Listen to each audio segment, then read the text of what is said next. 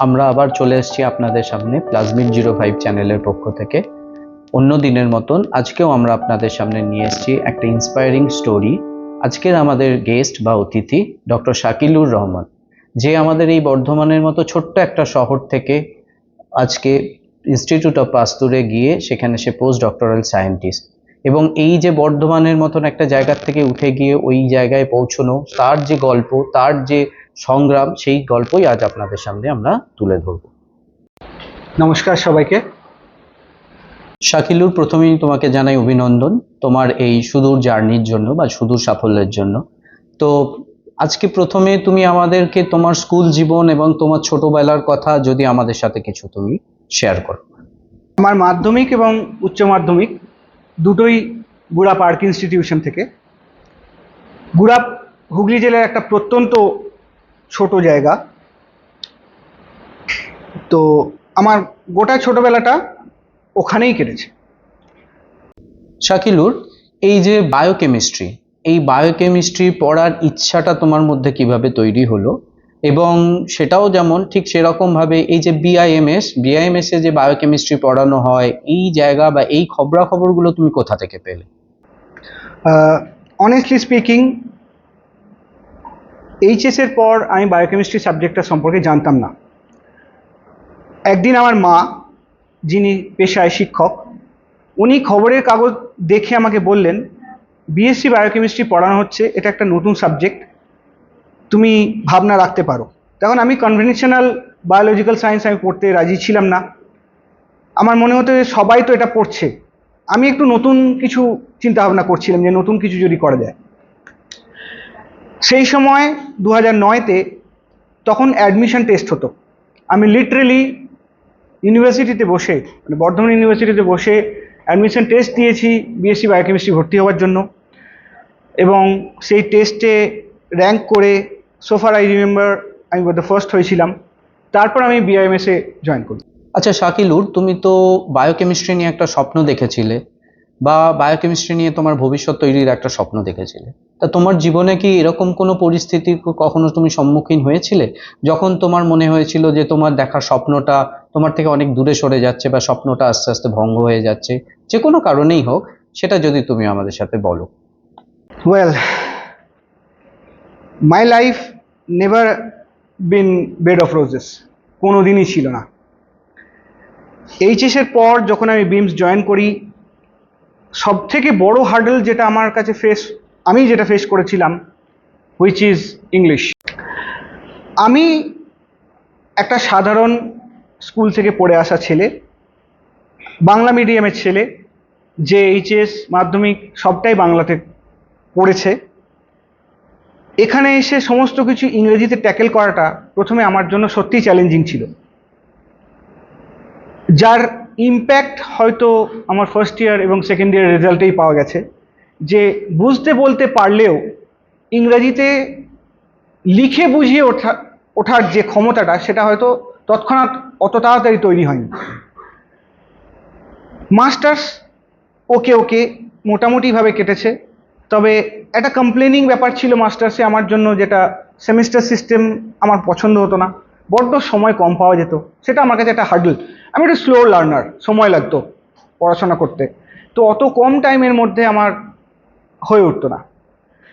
Masters complete করার পর যখন আইআইএসসিবি জয়েন করলাম, সেখানেও কিছু সমস্যা হতো ইন টার্মস অফ লাইক, আমি পিএইচডি করতে চাইছিলাম, তো সেখানে পিএইচডির সুযোগ আমি পাচ্ছিলাম না, যে কারণে আমি আইআইএসসিবি রিজাইন করি। তারপর জয়েন করি আইআইটি খড়গপুর। তার মাঝখানে হার্ডেল ছিল, বিকজ আমাদের এই সাবজেক্টটা অত্যন্ত সুন্দর সাবজেক্ট হলেও একটা ড্রব্যাক যেটা আমার ব্যক্তিগতভাবে মনে হয়েছে, যে নেট, গেট বা সেট এই পরীক্ষাগুলোর সঙ্গে খুব একটা অ্যালাইন নয়, যার জন্য নেট কোয়ালিফাই করাটা বা গেট কোয়ালিফাই করাটা আমাদের মতো ব্যাকগ্রাউন্ড থেকে আসা ছেলে মেয়েদের জন্য একটু ডিফিকাল্ট লাগতো। পরবর্তীকালে খড়গপুর জয়েন করার পর কোভিড হিট যখন হয়, তখন আমরা সমস্যা যেটা ফেস করি, এক্সপেরিমেন্ট করার সময় সুযোগ পাচ্ছিলাম না। প্রায় 1-1.5 বছর আমরা কোনো এক্সপেরিমেন্ট করতে পারিনি। এই সময়টাও মনে হয়েছে হয়তো পিএইচডি আর করে উঠতে পারবো না, কারণ সময় চলে যাচ্ছে, আর সেই সময়টা চলে যাচ্ছে শুধু নয়, নষ্ট হয়ে যাচ্ছে। তো এই যে হার্ডেলগুলো শুরু থেকে আজকে পর্যন্ত প্রতিদিনই ছোট থেকে বড় কিছু না কিছু সমস্যার তো সম্মুখীন আমরা হয়েওছি। তুমি তো এখন পাস্তুর ইনস্টিটিউটে আছো, তো তুমি এখন ওই জায়গায় কি কাজ করছো, তোমার কাজটা এক্স্যাক্টলি কি, তুমি যদি সেটা আমাদেরকে একটু বিস্তারিতভাবে বলো। কোভিড প্যান্ডেমিক দেখিয়েছে যে ভাইরাল ইনফেকশন মানুষের জীবন কতটা বদলে দিতে পারে। আমাদের প্রত্যেকের বাড়ি থেকেই কেউ না কেউ এই কোভিডের শিকার হয়েছে। পরবর্তীকালে আমরা দেখেছি যে থেরাপিউটিক্সের যে আবিষ্কার, মানে কোভিডকে নিয়ন্ত্রণ করার ক্ষেত্রে therapeutics in terms of like vaccine is the first line of defence, যার দ্বারা যে কোনো একটা রোগকে অনেক সহজে প্রতিহত করা যায় এবং কাউকে তৈরি রাখা যায় যাতে পরবর্তীকালে ওই ইনফেকশনটা আর ফিরে আসতে না পারে। এই ইন্টারেস্ট নিয়ে আমি ভাইরাল রিসার্চে নিজেকে যুক্ত করতে চেয়েছিলাম। সেই উদ্দেশ্যেই আমি ইনস্টিটিউট পাস্তুর জয়েন করি, যেখানে আমার কাজ পক্স ভাইরাস নিয়ে কাজ করা। বেসিক্যালি আমি পক্স ভাইরাসের নিউট্রালাইজিং অ্যান্টিবডিজ, ন্যানোবডিজ এগুলো খোঁজার চেষ্টা করছি, যাতে করে পরবর্তীকালে যদি পক্স রিলেটেড কোনো প্যান্ডেমিক অ্যারাইজ করে, আমাদের রিসার্চ মানুষকে সুফল এনে দিতে পারবে। আচ্ছা, এবার সেই সব থেকে বড় কোয়েশ্চেন যেটা তোমার কাছে আমরা জানতে চাই, যে BIMS Bardhaman to Paris institute পাস্তুর, এই যে জার্নিটা কি করে সম্ভব হয়েছিল, কিভাবে তুমি সেটা যা সম্ভব করে দেখিয়েছো, সেটা যদি তুমি আমাদেরকে একটু বলো। ডোনাল্ড ট্রাম্পকে একবার প্রশ্ন করা হয়েছিল যে আপনি তো রাতারাতি বিখ্যাত হয়ে গেছেন। তো ডোনাল্ড ট্রাম্প বলেছিলেন, বাবা তুমি জানো না রাতটা কত বড় ছিল। তো বিআইএমএস থেকে পাস্তুর মাঝের এই যে 12-13 বছর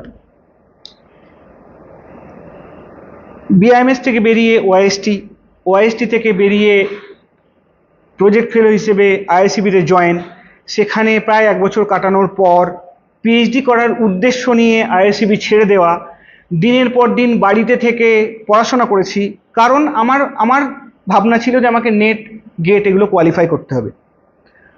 আমার মনে আছে মানে ঈদের দিনও আমি হয়তো একটা ঈদ 2016 ঈদটা আমার এখনো মনে আছে, আমি নতুন জামা পরিনি, শুধু যেটুকু না করলে নয়, নামাজটুকু পড়ে আসার পর আর কোনো রিচুয়ালসের মধ্যে নেই, আমাকে বই খুলতে হবে, কারণ একটা যে না সবাই এগিয়ে যাচ্ছে আমাকেও তো কিছু হতে হবে।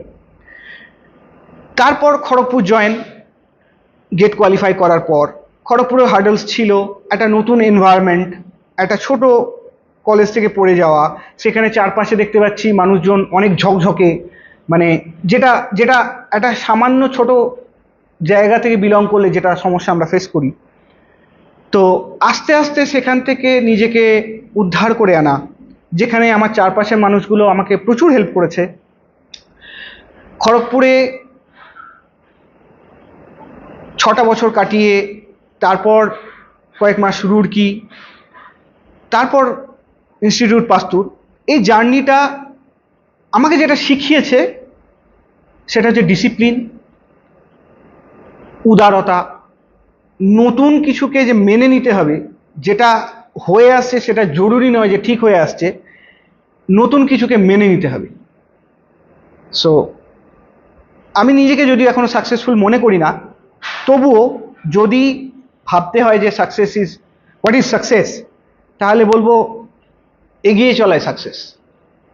তোমার মুখ থেকে আমরা একটা কথা শুনেছিলাম যে মোটিভেশন টু মোটিভেশন, তো এই যে ট্রান্সফরমেশনটা বিআইএমএস টু প্যারিস, ঠিক আছে, যেটা তোমাকে একটা অ্যাজ আ পার্সন শেপ দিয়েছে, সেটা কিভাবে পসিবল হয়েছে সেটা তুমি একটু আমাদের সাথে বল। নিজেকে কোনোদিন মোটিভেশনাল স্পিকার হিসেবে দেখার সুযোগ হয়ে ওঠেনি। যদি বলতে হয় একটা কথা বলতে পারি, তোমার সব থেকে বড় প্রতিদ্বন্দ্বী কিন্তু তুমি নিজেই। যদি মনে হয় যে আমাকে কেউ পিছনে টেনে ধরে রাখছে, সেটা সব থেকে বড় হচ্ছে তুমি। তোমার সাকসেসের বাধা যদি কাউকে হতে হয়, সব থেকে বড় হচ্ছে তুমি। যদি সেই বিশ্বাসটা রাখতে পারো যে আমি পারবো, আমার মনে হয় সব সম্ভব। অন্তত আমরা চেষ্টা তো করে দেখতে পারি। পরিশেষে ধন্যবাদ শাকিলুর, তোমার এই যে মূল্যবান সময়, অবশ্যই মূল্যবান, কারণ আজকে তুমি যে জায়গায় পৌঁছেছো, তোমার জার্নিটা যেভাবে তুমি নিজের নিয়ে গেছো, ছোট্ট একটা জায়গা থেকে আজকে তুমি যেখানে পৌঁছেছো, অবশ্যই তোমার সময়টা আজকে মূল্যবান। তো সেই সময় দিয়ে তুমি যে তোমার আগামী প্রজন্মকে ওইখানে নিয়ে যাওয়ার জন্য যে অনুপ্রেরণা জুগিয়েছো, তার জন্য ধন্যবাদ আমাদের তরফ থেকে। তোমাকে অনেক অনেক অভিনন্দন, এবং তুমি আরো অনেক বড় হও, আরো অনেক অনেক উঁচু ওঠো, এটাই আমাদের তরফ থেকে চাওয়া।